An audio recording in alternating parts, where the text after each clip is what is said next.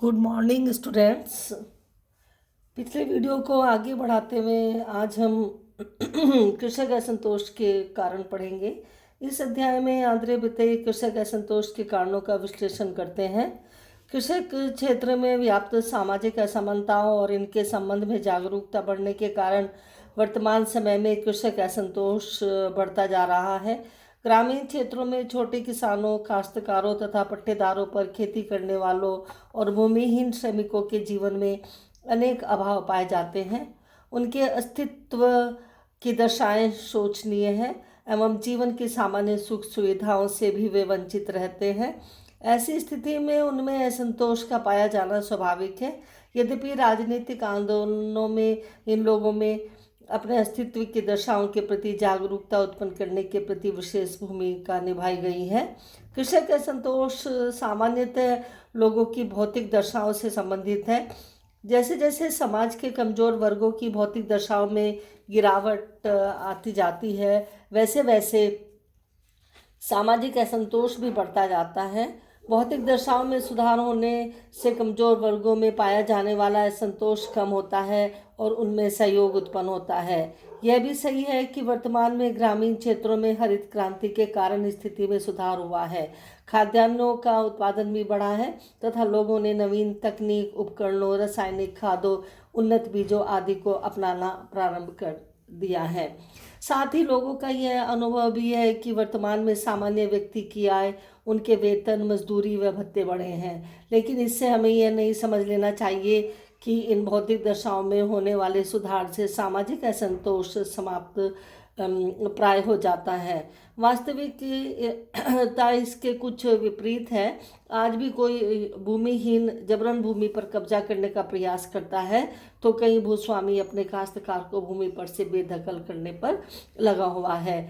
अनेक स्थानों पर भूस्वामियों के विरुद्ध आवाज उठाई जाती है तो कहीं कहीं भूस्वामित्व काश्तकार एवं भूमिहीन श्रमिकों का शोषण करते हुए दिखाई देते हैं। कहीं कहीं भूमि को लेकर मारपीट, गोली मार देने, जिंदा जला देने जैसी घटनाएं भी आमतौर पर सुनाई देती हैं। जो लोग यह मानते हैं ग्रामीण क्षेत्रों में संघर्ष और हिंसा में वृद्धि हुई है, उनकी मान्यता है कि यद्यपि हरित क्रांति में ग्रामों का काया पलट तो हुआ है, परंतु इसका लाभ अधिकांशतः कुछ थोड़े से धनी किसानों को हुआ है। छोटे किसानों, काश्तकारों तथा भूमिहीन श्रमिकों की स्थिति में कोई उल्लेखनीय सुधार नहीं हुआ है और विशेषतः बढ़ते हुए मूल्यों का इनकी भौतिक दशाओं पर प्रतिकूल प्रभाव पड़ा है। कुछ लोगों का कहना यह है कि ग्रामीण क्षेत्रों में प्रगति सर्वत्र हुई है और कृषि क्षेत्र में नवीन औद्योगिकी के लाभदायक परिणाम भी निकलते हैं, परंतु कुछ ऐसे राजनीतिक संगठन और उपद्रवी लोगों के समूह हैं जो गांवों में असंतोष भड़काना और लड़ाई झगड़े करना चाहते हैं। यहाँ हमें इस तथ्य की वास्तविकता को स्वीकार करना ही पड़ेगा कि यह समानता और सामाजिकता संघर्ष के बीच एक निश्चित संबंध पाया जाता है। चाहे इसकी प्रकृति कितनी भी जटिल क्यों ना हो, भारत में कृषि असंतोष के क्षेत्र संपूर्ण देश में समान रूप से वितरित नहीं है। कुछ ऐसे क्षेत्र हैं जहां कृषि असंतोष विशेष रूप से पाया जाता है, जबकि अन्य क्षेत्र इससे मुक्त हैं। पूर्व और दक्षिण भारत में चावल उत्पादक क्षेत्रों में विशेषतः आंध्र प्रदेश तथा तमिलनाडु, कावेरी के डेल्टा, पश्चिमी बंगाल तथा केरल के काफ़ी क्षेत्रों में कृषि असंतोष व्याप्त है। कृषक असंतोष के कुछ प्रमुख कारण हैं जो अभी हम पढ़ेंगे। इससे पहले मैं आपको बता देना चाहती हूँ, ये कृषक असंतोष एग्ज़ाम के लिए मोस्ट इम्पोर्टेंट है, इसको आप अच्छे से तैयार करना है।